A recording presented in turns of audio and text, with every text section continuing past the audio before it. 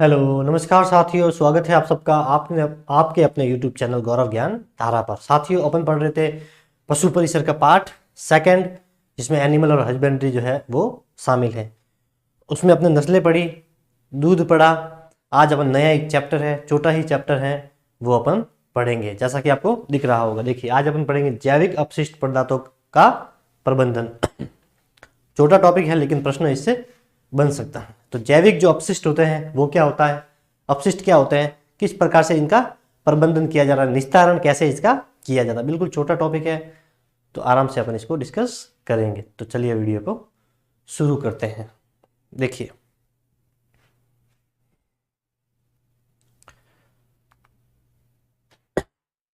जैविक अपशिष्ट पदार्थों का प्रबंधन। प्रबंधन का मतलब होता है वैसे मैनेजमेंट। क्या होता है प्रबंधन का मतलब क्या होता है इंग्लिश में? मैनेजमेंट। तो जैविक का मतलब जो जीवों से मिलते हैं, जैव प्लस इक से बना है ये, ठीक है। तो जीवों से मिलने वाले अपशिष्ट जो पदार्थ है तो उसका किस प्रकार से मैनेजमेंट और प्रबंधन अपन करते हैं, कौन सा योग्य है जो काम आएगा, जो निष्क्रिय है, जो अपशिष्ट है जो काम नहीं आएगा, उसका किस प्रकार से अपने को निस्तारण करना है। टॉपिक के नाम के अंदर ही इसका जो पूरा का पूरा इसका जो थ्योरी है वो इसके अंदर समावेश है। अगर आपको ये समझ में आ गया, जैविक मतलब जीवों से प्राप्त होने वाला क्या, जो अपशिष्ट जो पदार्थ होते हैं उनका प्रबंधन किस प्रकार से हमें करना होता है। जैविक अपशिष्ट को पढ़ने से पहले अपन एक बार पढ़ेंगे अपशिष्ट क्या होता है, अपशिष्ट पदार्थ किसे कहते हैं।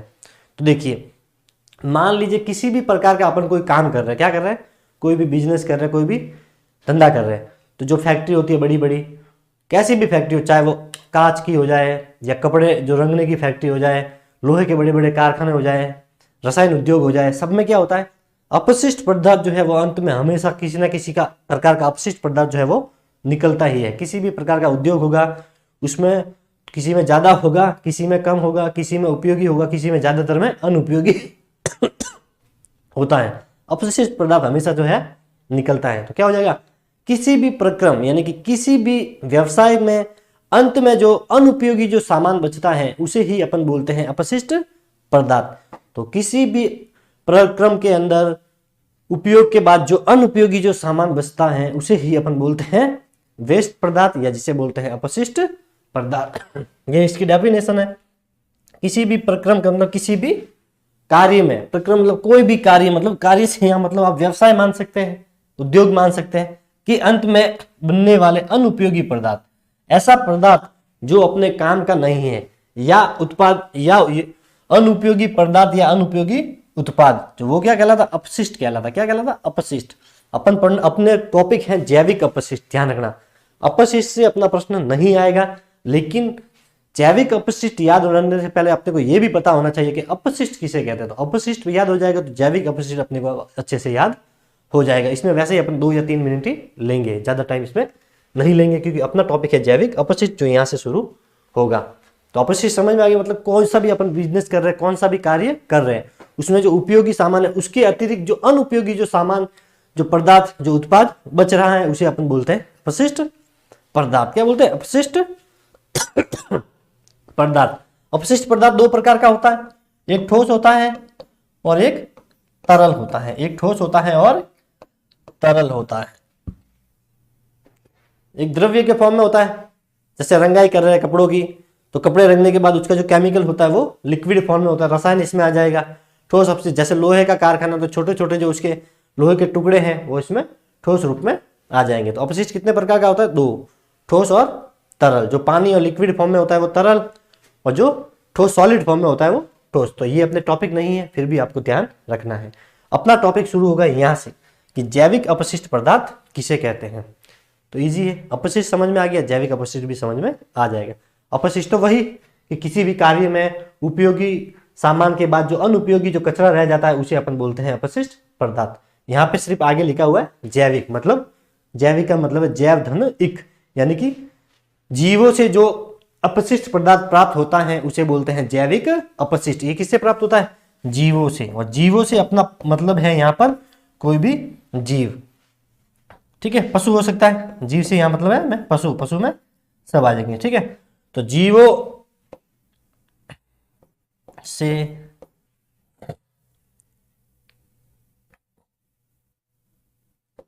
जीवों से प्राप्त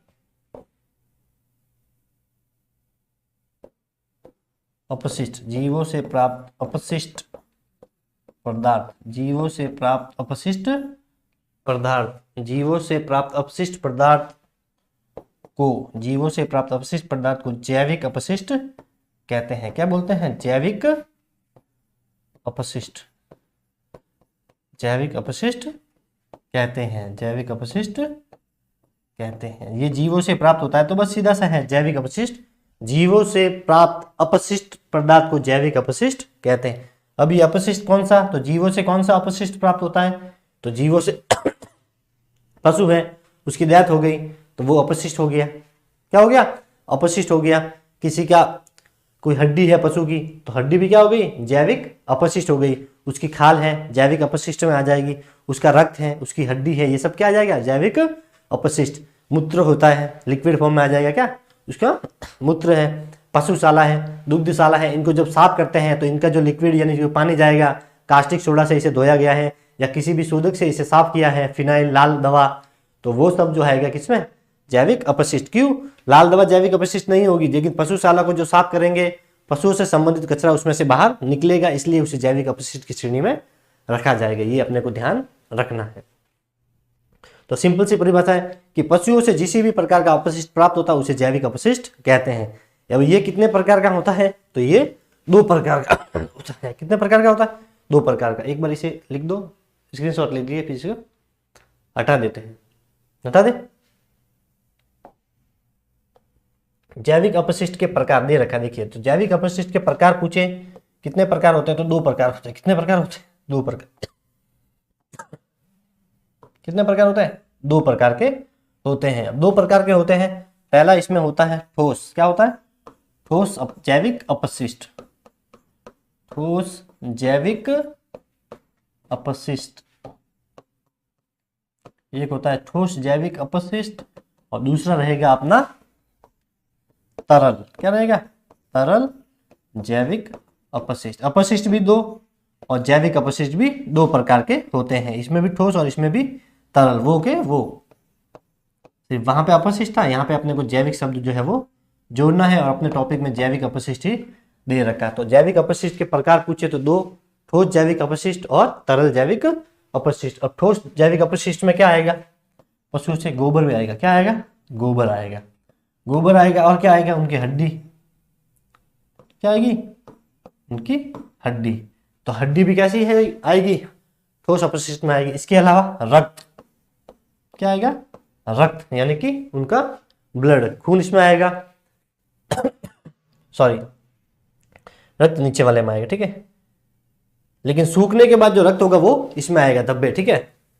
इसको एक बार रक्त को अपन नीचे रखें, ठीक है। ये तरल में आएगा। किसमें आएगा? तरल में आएगा। तो देखिए, इसमें गोबर हो गया, हड्डी हो गया और क्या आएगा? मृत पशु।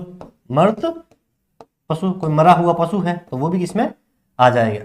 मरा हुआ कोई भी पशु है तो वो भी इसमें आ जाएगा। उनका चमड़ा है या खाल है पशुओं की, उनकी खाल, वो किस में आएगी? ठोस में आएगी। किस में आएगी? ठोस में। तो देखिए, गोबर आ जाएगा, हड्डी आ जाएगी, मृत पशु आ जाएगा, खाल आ जाएगी, ये सब किस में आएंगे? ठोस जैविक अपशिष्ट में। तरल में क्या आएगा? तरल में आएगा मूत्र, पशु मूत्र होगा वो आएगा, पशुओं का मूत्र और पशुशाला का धोवन। पशुशाला की धोवन।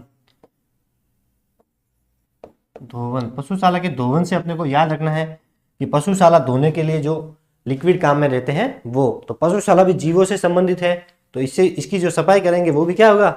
तरल जैविक अपशिष्ट होगा। इसमें मूत्र आएगा, पशुशाला की धोवन आएगा, ये अपने को ध्यान रखना है। और रक्त आएगा, रक्त भी इसमें आएगा, खून, ब्लड, ठीक है। तो ठोस अपशिष्ट पशुओं से क्या निकलता है? गोबर है, हड्डी है और मृत पशु, मरा हुआ पशु है तो वो भी ठोस होता है, और खाल और सींग भी हो सकते हैं इनके।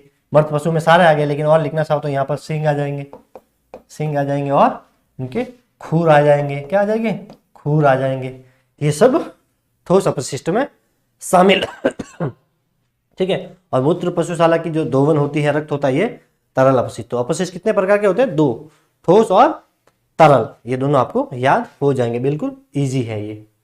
गोबर से आपको याद रखना कि देखिए एक स्वस्थ पशु जो होता है, एक स्वस्थ पशु चाहे वो गाय हो भैंस हो कोई भी हो, ठीक है, एक स्वस्थ पशु प्रतिदिन जो है, प्रतिदिन 30 से 40 केजी गोबर देता है, गोबर देता है। तो एक स्वस्थ पशु जो है वो कितनी मात्रा में गोबर जो है वो उत्सर्जन करता है, तो ये ध्यान रखना है। कितना करता है? 30 से लेकर 40 केजी, कहीं कहीं पे ये 35 से 40 भी दे रखा है, 35 से 40 भी ये दे रखा है, ठीक है। तो इससे आपको भ्रमित नहीं होना है, ठीक है। इसको हटा दे एक बार। दो प्रकार के होते हैं, ठोस और तरल, बिल्कुल इजी है, छोटी सी ये क्लास है, नॉर्मल है, इससे बाहर प्रश्न अगर आपको जैविक अपशिष्ट में प्रश्न पूछा तो अपने इस क्लास से बाहर नहीं जाएगा, ठीक है। इसको हटा दे।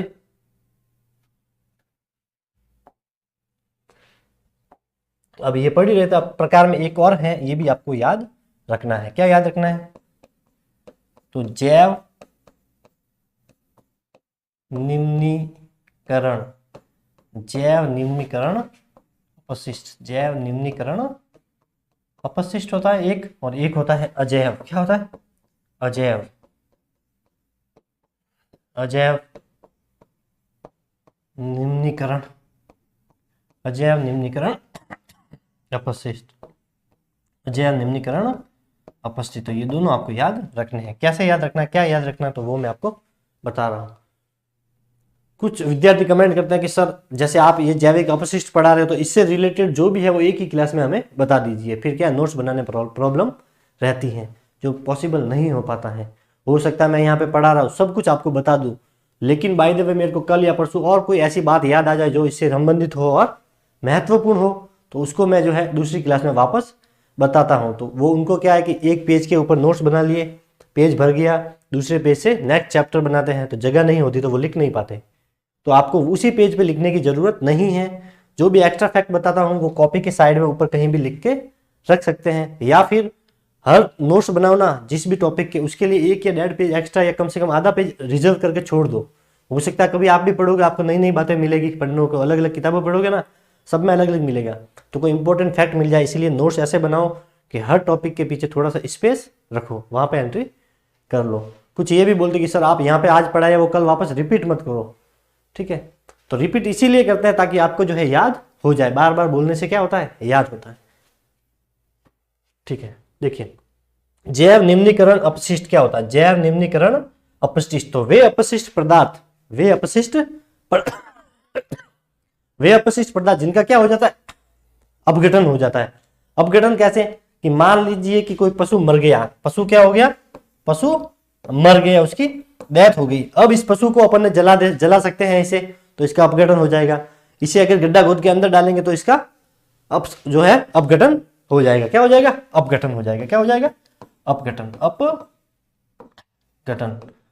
अगर कोई मर गया तो इसका अपघटन हो जाएगा। लेकिन अगर ये मर गया पशु और बाय द वे कहीं जंगल में मरा है, वहां कोई इसको ना तो इसको गड्ढे में डालने जाएगा ना ही इसे कोई जलाने जाएगा, तो वो धीरे धीरे अपने आप जो है उसका अपघटन हो जा रहा है, उसका निस्तारण हो जाता है। तो जैव निम्नीकरण अपशिष्ट वे होते हैं जो धीरे धीरे जो क्या हो जाता है, उनका अपघटन हो जाता है, मतलब वो समाप्त हो जाता है अपने आप। या तो वो खाद के रूप में जमीन में मिल जाएगा, या उसको छोटे छोटे इंसेक्ट जो होंगे जिनका भोजन के रूप में प्रयोग कर लेंगे, जो हड्डियां बचेगी वो जमीन के अंदर धीरे धीरे मिल जाएगी।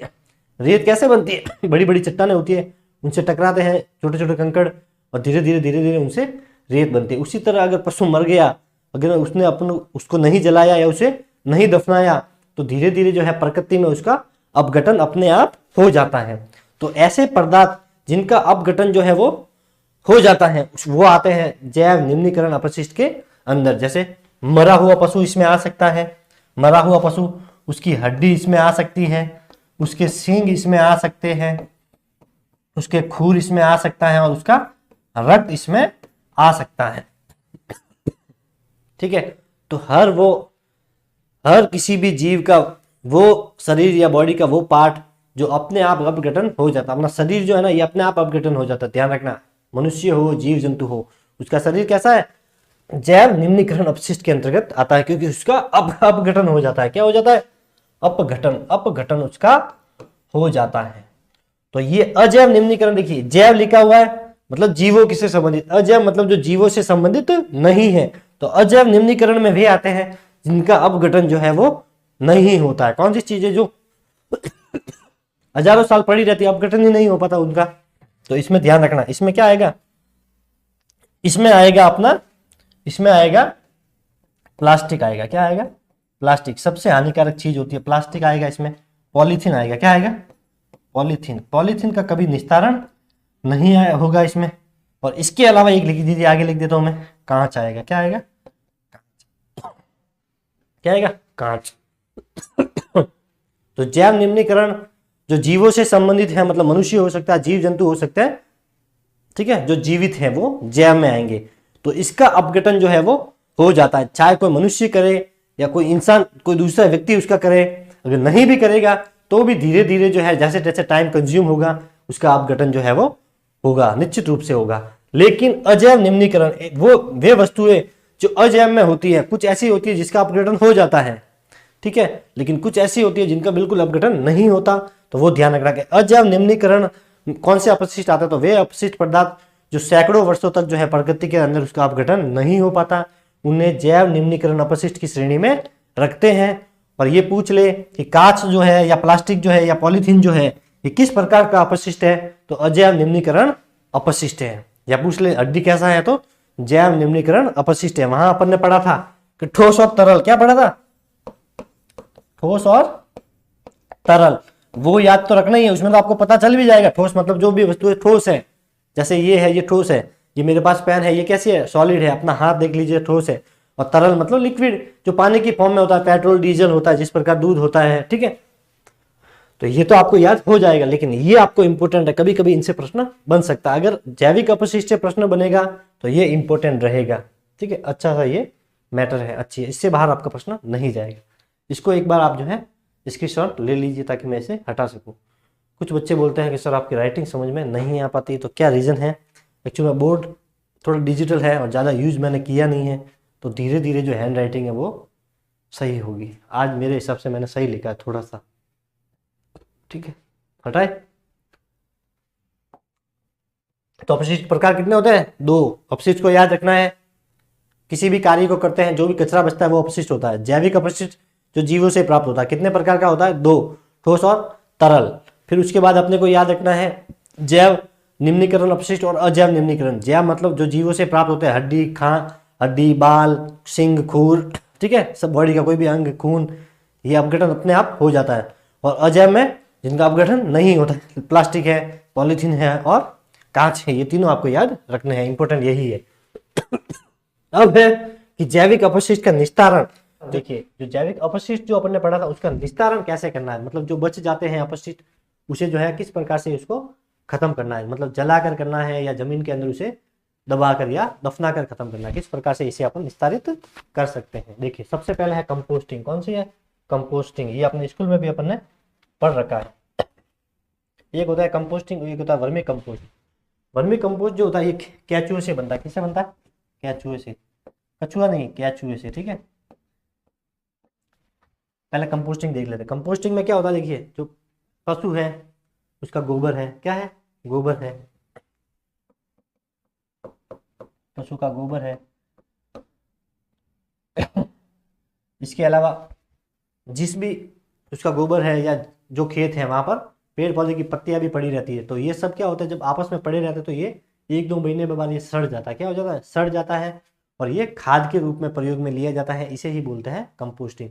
तो जो पशुओं का अपशिष्ट पदार्थ था, जैसे गोबर था, कोई मरा हुआ कोई जीव था, उसके छोटे छोटे कोई टुकड़े थे, मांस का टुकड़ा था, तो वो अगर अपन ने नहीं यूज में लिए तो वो धीरे धीरे क्या होगा, सूक्ष्म जीव उसे कंज्यूम करेंगे, खा लेंगे उसे, लेकिन उसका जो अंश होगा वो जमीन में मिल जाएगा। जैसे हड्डी है तो ये पड़े रहेंगे वहां पर, तो ये धीरे धीरे क्या है, 2-3-4 महीने 6 महीने जब बीत जाते हैं तो ये कंपोस्ट में बदल जाता है। किसमें बदल जाता है? कंपोस्ट में। अपने वहां पे भी देख लेना, जो पेड़ पौधे लगे हुए हैं उनकी पत्तियां भी जो गिरती है, तो जब ये पत्तियां 2-3 महीने गिरी रहती है तो इसे भी अपन खेतों में काम में ले सकते हैं कंपोस्टिंग के रूप में। किसके रूप में? कंपोस्टिंग।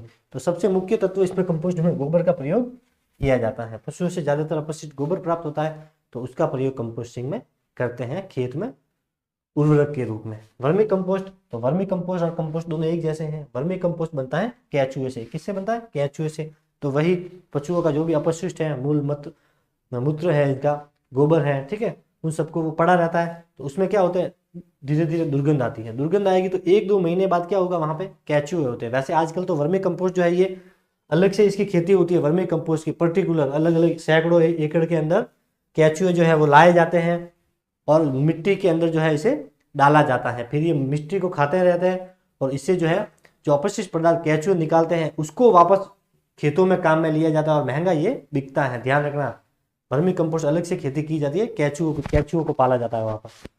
तो यहाँ पर क्या होता है, ये अपन पशुओं की बात करें, छोटे अपने जो खेत होते हैं वहां पर अपने केचुओं को खरीद कर नहीं लाते। वहां पर क्या होता है, ये पड़ा रहता है, गायों का, पशुओं का जो भी अपशिष्ट होता है, मलमूत्र, पशुओं का जो भी अंश है, वहां पर ये केचुए जो होते हैं ये क्रिया करते हैं। उन सबको ये कंज्यूम करते हैं, खाते हैं और वापस अपशिष्ट जो है ये निकाल, उसी अपशिष्ट को खेतों में जो है अपन वर्मी कंपोस्ट के रूप में काम ले सकते हैं। तो अपने पशु पाला और अपने को साथ साथ में एक्स्ट्रा जो है ये कंपोस्ट भी वहां पर अवेलेबल हो जाता है। और इन दोनों की खासियत ये होती है कि इससे जो है जमीन उर्वरक होती है। कैसी होती है? उर्वरक होती है। उर्वरक का ये काम करता है और जो मृदा जो होगी, मृदा वो उपजाऊ होगी। क्या होगी? उपजाऊ होगी। तो ये जो उर्वरक का काम करेंगे दोनों कौन? कंपोस्ट और वर्मी कंपोस्ट। इससे जो मृदा होगी वो कैसी होगी? उपजाऊ होगी और वो जो है खराब कभी नहीं होगी। इसका अगर उपयोग करोगे, अपन जो अब रासायनिक का प्रयोग करते हैं, यूरिया, डीएपी, इससे क्या है, एक बार के लिए तो 5 साल 6 साल 10 साल के लिए तो प्रोडक्शन बढ़ जाता है, लेकिन धीरे धीरे अपनी जो जमीन है वो खराब हो जाती है। शरीर के लिए भी हानिकारक होते हैं रसायन, लेकिन ये जो है न तो शरीर के लिए हानिकारक होते हैं और जमीन के लिए भी ये फायदेमंद रहते हैं। जमीन इससे उपजाऊ होती है। फिर है रेंडरिंग, ये इंपॉर्टेंट रहेगा। रेंडरिंग में क्या होता है, पशु का रक्त है, क्या है? पशु का रक्त है, उसकी हड्डी है, क्या है? उसकी हड्डी है या मांस का टुकड़ा है। ये जो हड्डी है, मांस है, रक्त है, इससे क्या होता है, इसमें वसा होती है, प्रोटीन और वसा होती है। क्या होती है? वसा और प्रोटीन होती है। इसका प्रयोग क्या होता है? इसका प्रयोग फिर मोमबत्ती बनाने में होता है। मोमबत्ती बनती है इससे। क्या बनती है? मोमबत्ती बनती है। इसके अलावा इससे साबुन बनता है। क्या बनता है? साबुन बनता है। इसके अलावा पेंट बनता है इससे। पेंट यानी कलर। क्या बनता है? इससे कलर बनता है। ये सब चीजें जो है वो रेंडरिंग से बनती हैं। तो पशुओं का जो रक्त है, हड्डी है, मांस है, उसमें वसा और प्रोटीन होता है। इसी वसा और प्रोटीन का प्रयोग मोमबत्ती, पेंट, कलर यानी कि साबुन बनाने में इसका प्रयोग किया जाता है। तो ये रेंडरिंग आपको याद रखना है। बायोगैस, बायोगैस जो है इसकी खोज सबसे पहले, इसकी जो खोज हुई थी वो हुई थी 1939 में। 1939 में किसने की थी? एस वी देसाई व टी डी व्यास ने की थी। किसने की थी?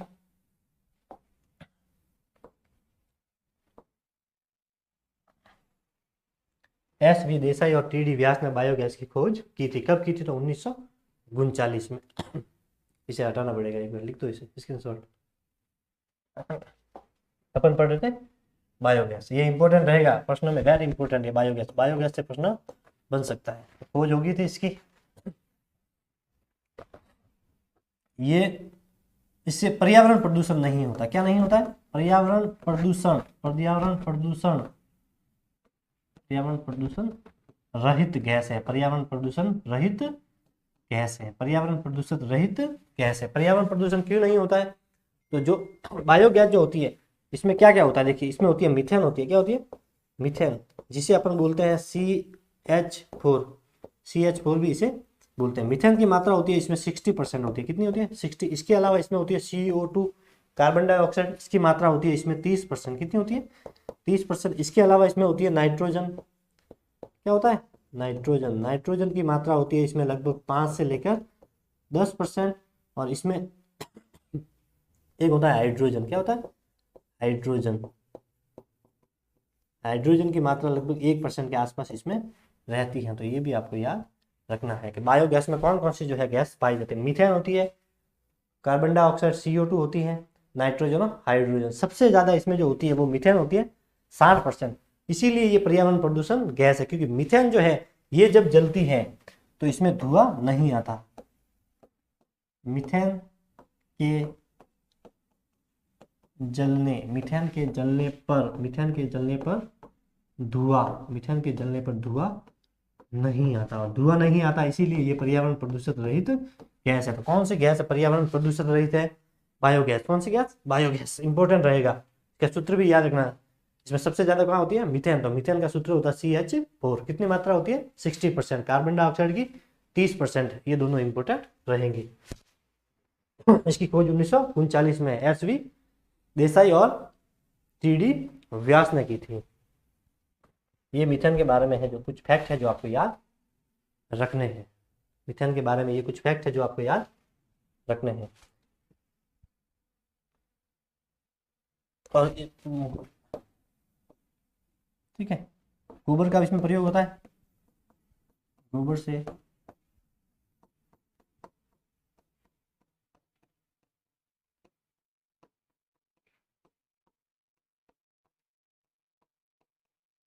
क्या है? बायोगैस जो है वो बनती है। उसमें गोबर का भी इसका प्रयोग किया जाता है। तो सबसे पहले कंपोस्टिंग हो गया, वर्मी कंपोस्ट। रेंडरिंग क्या होता है?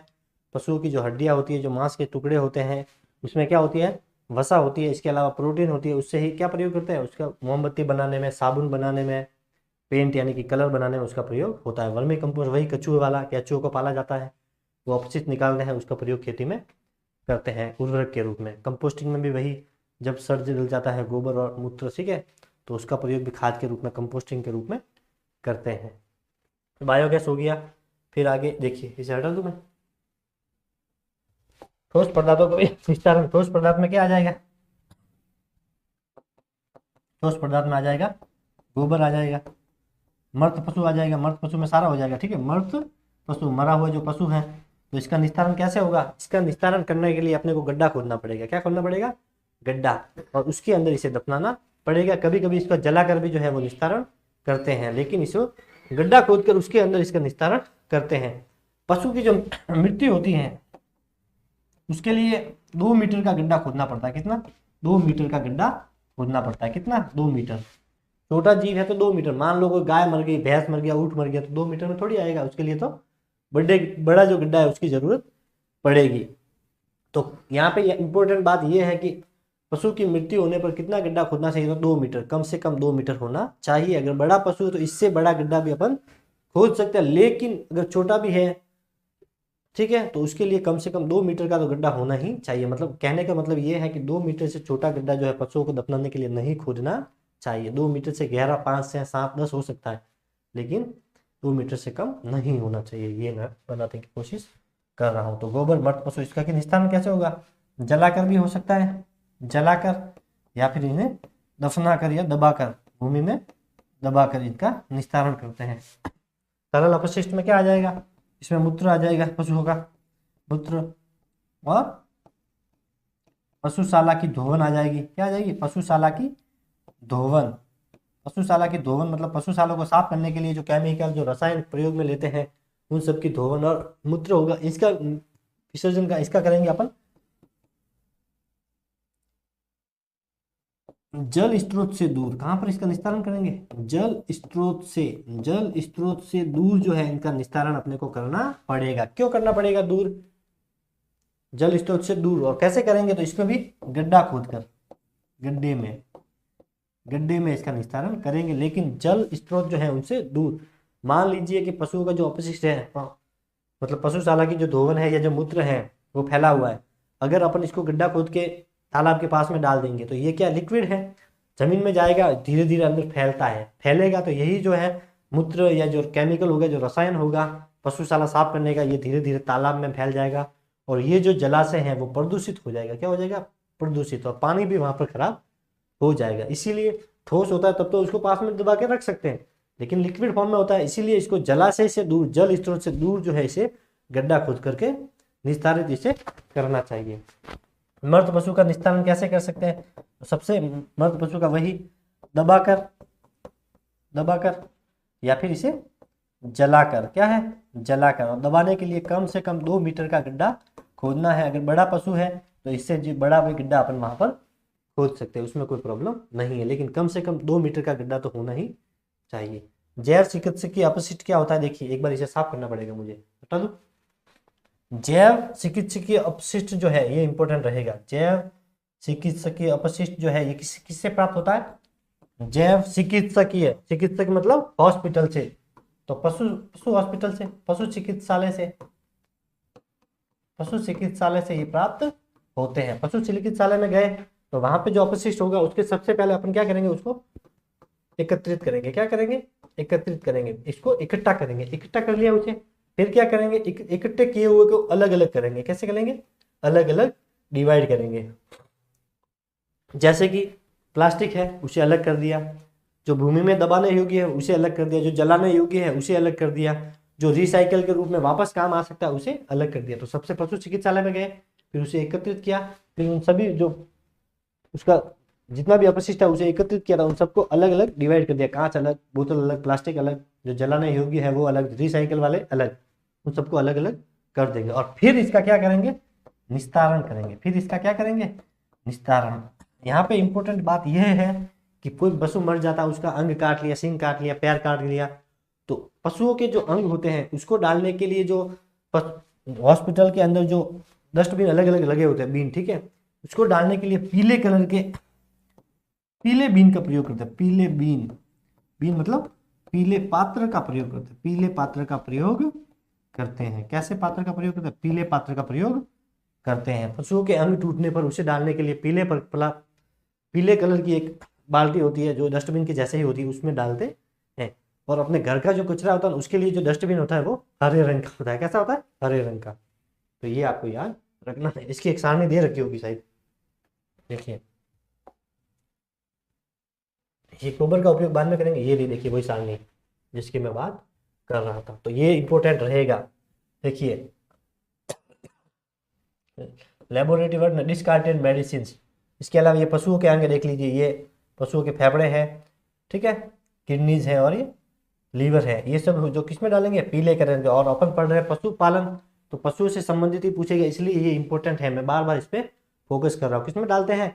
पशुओं के अंग पीले कलर के बॉक्स में। अपने घर में ये आता है ग्रीन कलर का, देखिए, kitchen waste. Kitchen waste paper, tissue और वाटर बोतल और कैंस जो है वो इसमें रखे जाते हैं।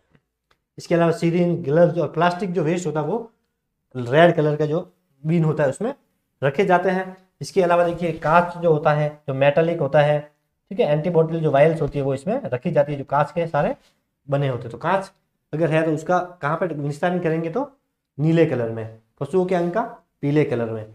किचन का पूछे या घर का वेस्ट पूछे तो ग्रीन कलर में। और जितने भी ग्लव्स है, प्लास्टिक वाला पूछे तो रेड। प्लास्टिक वाला ये याद रखना है, रेड। पशुओं के, जीवित पशुओं के जो अंग है वो ये याद रखना है। और कांच का पूछे तो अपने को ये याद रखना है। और ये अपने घरों के लिए जो किचन का जो वेस्ट होता है वो इसमें डाला जाता है। इंक्लाइनरेशन, इसका मतलब होता है कि उसको जलाकर भस्म करना। क्या होता है? भस्म करना। अगर भस्म हो जाए तो ठीक है, वरना इसको जमीन के अंदर दबाकर इसे डाला जाता है। जैसे ये देख लीजिए, पशुओं का कोई भी अंग है वो खराब हो जाता है, उसे डीप ब्यूरियल। डीप ब्यूरियल का मतलब जमीन में गहरा खड्डा खोद के, डीप यानी गहरा खड्डा डोल के उसके अंदर इसे दफनाया जाता है। इसमें देखिए रिसाइकल, तो इसमें कुछ कांच ऐसी भी होती है जिन्हें साफ किया जाता है केमिकल की मदद से और इसे वापस यूज में लिया जाता है। तो रिसाइकल के रूप में भी ये काम आता है। कौन से? नीले वाले वेस्ट, जिसमें अधिकतर जो आइटम है वो कांच की होती है। ये पेटी होती है, ये ज़्यादा काम की नहीं होती। इसमें जो भी वेस्ट सीरिंज या जो भी डाले जाते हैं इनको भी अपने को वापस शार्प पीट जो होता है, इसे शार्प पीट बोलते हैं, इसे भी अपने को वापस दबाकर या जलाकर इसे हटाना पड़ता है। तो अपने को यहाँ पर याद रखना है, येलो कलर का ये बीन, ये घर के लिए काम आता है, ये प्लास्टिक के लिए काम आता है और ये कांच के लिए काम आता है, नीला। तो ये आपको याद रखने हैं। इससे पहले अपन पढ़ रहे थे वो एक बार देख लेते हैं। हटाए हुए स्क्रीनशॉट ले लीजिए इसका एक बार। देखिए, गोबर का उपयोग, तो गोबर का उपयोग क्या होता है? दहन में। दहन, दहन मतलब जलाने में। जलाने में इसमें होता है दहन, मतलब जलाने में इसका प्रयोग होता है। जो कंडे, जो उपले अपन बनाते हैं उसमें इसका प्रयोग होता है। बायोगैस में इसका प्रयोग होता है। बायोगैस में भी गोबर का प्रयोग होता है। इसके अलावा खाद के रूप में भी होता है। खाद के रूप में, खाद के रूप में भी इसका प्रयोग होता है। पशुओं का जो मूत्र होता है उसका भी कुछ प्रयोग होता है। किसमें होता है? पशुओं के मूत्र का प्रयोग होता है आयुर्वेदिक औषधि बनाने में। आयुर्वेदिक औषधि बनाने में, आयुर्वेदिक औषधि में जो मूत्र होता है उसका भी प्रयोग किया जाता है। पंचगव्य जो होते हैं उसमें भी इसका प्रयोग होता है। पंचगव्य में भी इसका प्रयोग किया जाता है। पंचगव्य यही है, इससे बाहर आपका प्रश्न इसमें से नहीं जाएगा। राइट, ये हो गया था, ये था अपनी class. Thank you, have a good day.